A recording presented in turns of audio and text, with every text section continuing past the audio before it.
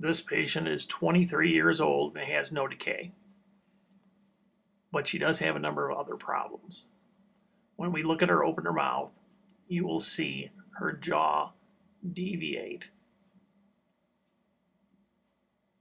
right that way to the right. And that's when she opens really wide. When we take a look at the lower teeth, you can see tooth number 24. She's ground down significantly. And the adjacent teeth have some wear as well. That in itself isn't too much of a problem. But when we take a look at the gum tissue, notice how it's moving very easily. It has more of a gingivitis. And you can see the tissue being flabby, moving around. This patient hasn't been flossing at all and has been very good about normal brushing. Behind the teeth, you can see some tea stain, a little bit of tartar plaque, but nothing major. Her teeth in general look fabulous. There's some stain in the grooves, but these are what normal virgin teeth look like with no dental work done on them. 23 years old, she's doing quite well in terms of the enamel and taking care of those teeth.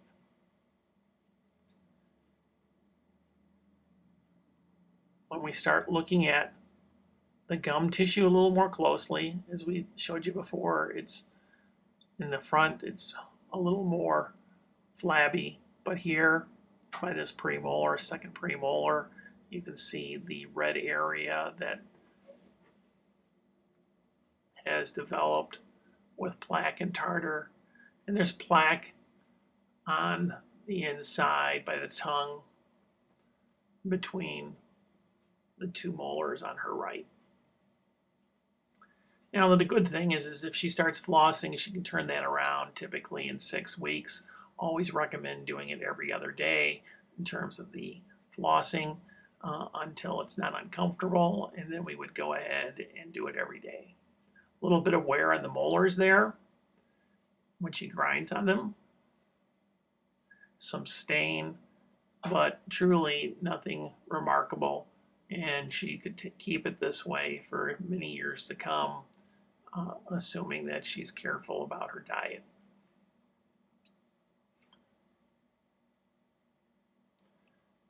The front teeth, you can see the redness between the two front teeth and the lateral as well.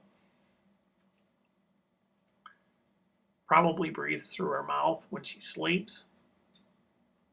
Dries the tartar on the back of the teeth as well. And because she's not flossing, the tissue there is a little flabby and needs a little more stimulation. There again, flossing will make a huge difference for her. You can see the darkness of the lateral, tooth number 7 versus tooth number 10 as well. And we'll get a better look at that in a minute. You can also see the wear on 8 and 9 and how she's worn down tooth number 8 significantly. But all in all, most people would love to have teeth that have no decay and be able to take care of just flossing and getting most things back to health.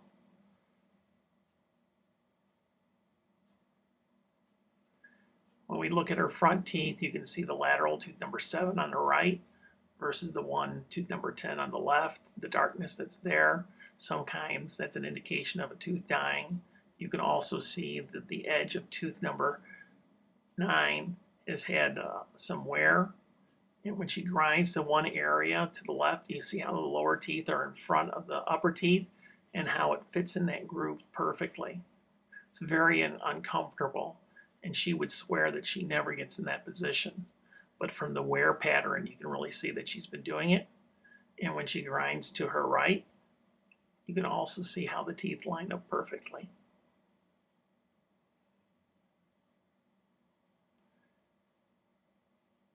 Usually a night guard is indicated in a situation like that, otherwise it will get worse. She's grinding off her premolars, number 4 and number 5, when she grinds to the right.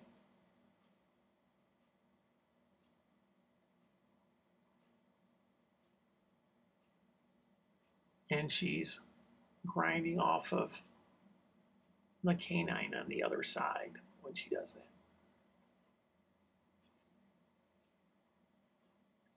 We took a bite to see how her teeth come together. And on her left side, you can see that the first premolar and second premolar, they aren't touching as hard as the right side. The right side has every tooth touching, and she is putting more pressure on her teeth on the right. This is what the bite looks like. And even though the teeth look like they're coming together in the front, there's a little bit of space there.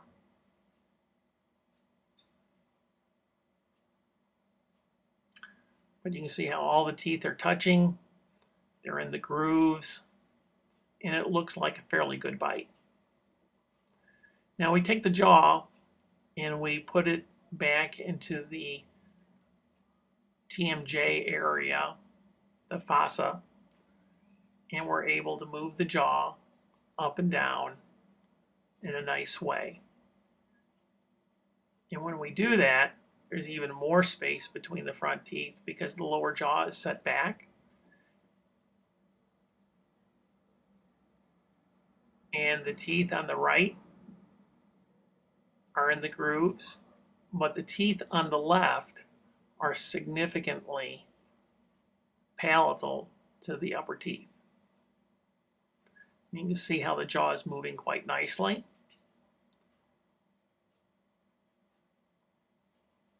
And that's the way the jaw joint would like to have the patient move the teeth.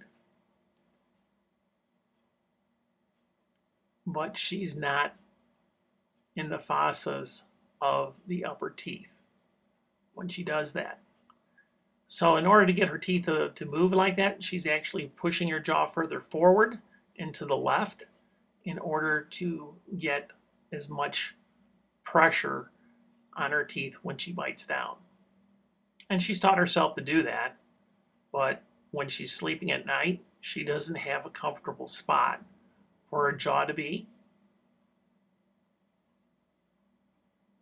And she's wearing down her front teeth. There's many other things that can cause grinding. That's the normal bite that she has.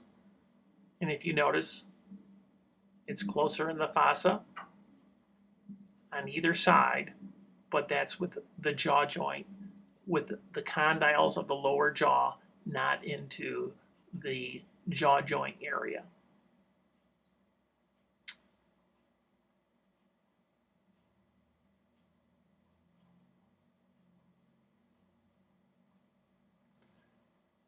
There she is with the bite when her jaw is further forward.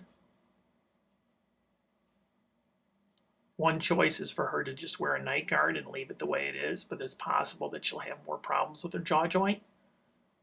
The other choice would be to orthodontically move the teeth. Here's another X-ray.